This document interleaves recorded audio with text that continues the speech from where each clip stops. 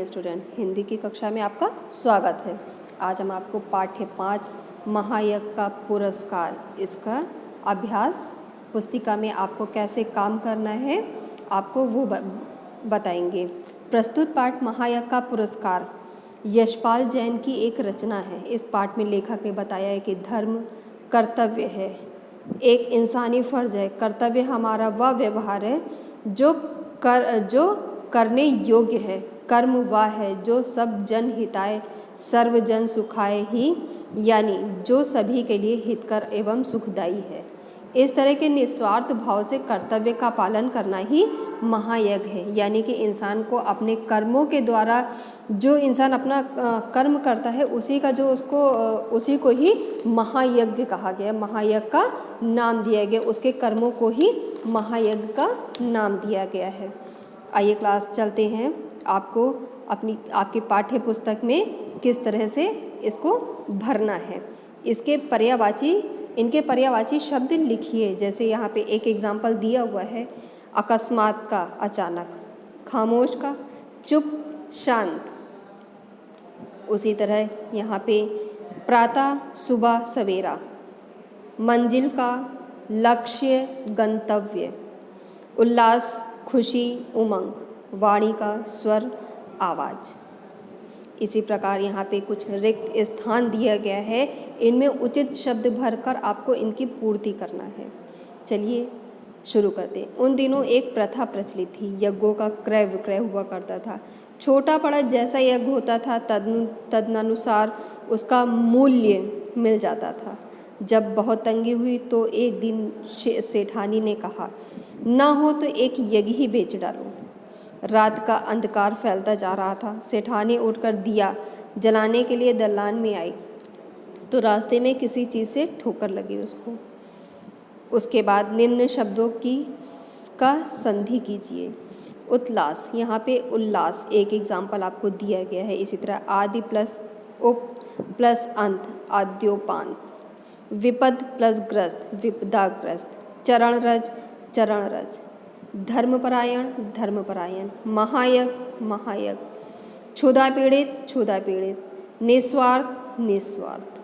उसी प्रकार यहाँ पे कुछ वाक्य दिए गए हैं जिनमें से शब्द दिए गए, उन शब्द के अलग अलग अर्थ हैं, वो आपको इनमें छाट कर लिखना है। निम्नलिखित वाक्यों में एक शब्द का प्रयोग अलग अलग अर्थों में किया जाता है, इनके अर्थ लिखिए। जैसे सेठानी तीनों लोगों की बात जान लेती है, जानकारी। रोटी खाकर कुत्ते की जान में जान आ गई, जिंदगी। सेठ एक लोटा पानी लेकर पेड़ के नीचे आ बैठा, यानी कि बर्तन, पानी भरने का पात्र। कुत्ता कई दिनों से धरती पर नहीं लौटा था, जमीन पर लेटना। सेठ ने रोटी कुत्ते के सामने डाल दी, देना।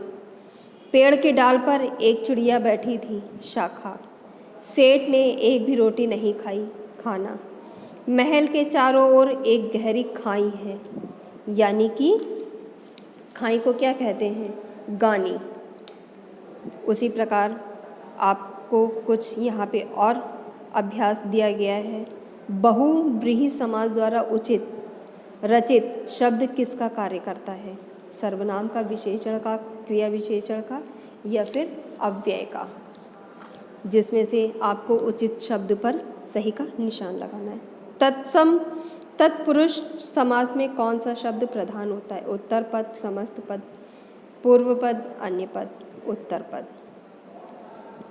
उसके बाद उल्लास, निम्नलिखित शब्दों का अर्थ लिखकर वाक्यों में प्रयोग करिए। उल्लास खुशी, निस्तब्ध खामोश, महायज्ञ निस्वार्थ भाव, दिव्यवाणी ईश्वरीय वाणी। इसका आपको अपने अपने वाक्य में ही प्रयोग करके लिखना है। उसके बाद हम आते हैं इसके प्रश्न उत्तर पे। पहला प्रश्न, सेठ भूखों क्यों मरने लगे। अकस्मात बुरा वक्त आ गया और सेठ की हालत बहुत खराब हो गई। खजाने खाली हो गए, साथी संगियों ने साथ छोड़ दिया। नौबत यहाँ तक आ गई कि सेठ भूखों मरने लगे। दूसरा प्रश्न है, धन्ना सेठ की पत्नी के बारे में क्या अफवाह थी। धन्ना सेठ की पत्नी के बारे में अफवाह थी कि उसकी सेठानी को कोई दैवी शक्ति प्राप्त है, जिससे वह तीनों लोगों की बात जान लेती है। हमारा तीसरा प्रश्न है, धन्ना सेठ की सेठानी कौन सी चीज़ तथा क्यों खरीदना चाहती थी? धन्ना सेठ की सेठानी सेठ द्वारा रास्ते में स्वयं न खाकर चारों रोटियां क्षुधा पीड़ित कुत्ते को खिलाकर जो महायज्ञ सेठ ने किया था उसे खरीदना चाहती थी, क्योंकि आजकल धन दौलत लुटाकर यज्ञ करने और उसके द्वारा यश कमाने की प्रथा है।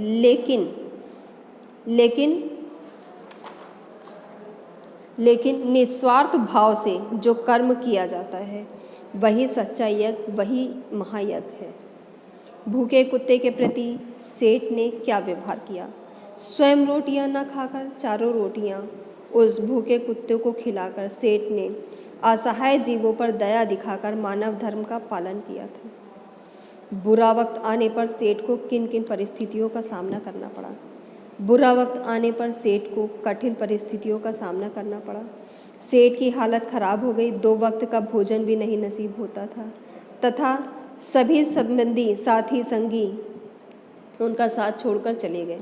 जहाँ उनके द्वार से कोई साधु संत निराश न लौटता भरपेट भोजन पाता था। सभी के लिए सेठ का भंडार और द्वार खुला रहता। वहीं आज अपने यज्ञ को बेचने को विवश थे। सेठ ने महायज्ञ को बेचने से इनकार क्यों कर दिया? सेठ ने महायज्ञ को बेचने से इनकार इसलिए कर दिया क्योंकि उनके द्वारा भूखे को अन्न देना सभी का कर्तव्य है। उसमें त्याग क्या है? वे मानवोचित कार का मूल्य नहीं लगाना चाहते थे। हमारा 7वां प्रश्न है, विपदाग्रस्त सेठ ने यज्ञ बेचने का विचार क्यों किया? उन दिनों यज्ञ के क्रय विक्रय की प्रथा प्रचलित थी। छोटा बड़ा जैसा यज्ञ होता था तदनुसार उसका मूल्य मिल जाता था। जब बहुत तंगी हुई तो एक दिन सेठानी ने कहा, ना हो तो एक यज्ञ ही बेच डालो। यही सुनकर सेठ पहले बहुत दुखी हुए, पर बाद में अपने मोहताजी का विचार कर विपदाग्रस्त सेठ ने यज्ञ बेचने का विचार किया। हमारा 8वां प्रश्न है, सेठ को कुत्ते पर दया क्यों आई? उसने क्या किया? सेठ ने जैसे ही रोटी खाने के लिए निकाली, एक कुत्ता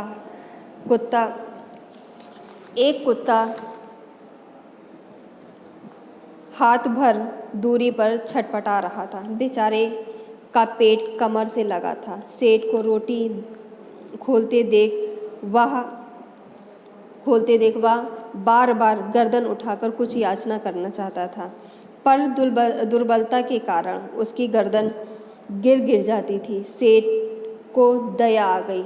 उन्होंने अपनी चारों रोटियां कुत्ते को खिला दिया, स्वयं भूखे रह गए। उसके बाद हमारा 9वां प्रश्न है, सेठ को महायज्ञ का क्या पुरस्कार मिला? सेठ को महायज्ञ के पुरस्कार में जवाहरातों से भरा एक विशाल तहखाना मिला। लेखक के अनुसार सच्चा यज्ञ किसे कहते हैं? लेखक के अनुसार सच्चा यज्ञ सच्ची कर्तव्य भावना एवं निस्वार्थ भाव से किया गया कर्म किसी महायज्ञ से कम नहीं है। जीवों पर दया करना मनुष्य का परम कर्तव्य है। किसी असहाय की मदद करना ही सच्चा यज्ञ है। आई होप सो क्लास आपने इस लेसन को बहुत अच्छे से सुना और इसकी जो अभ्यास है वो भी बहुत अच्छे से बहुत सही ढंग से करेंगे। Okay class, thank you so much.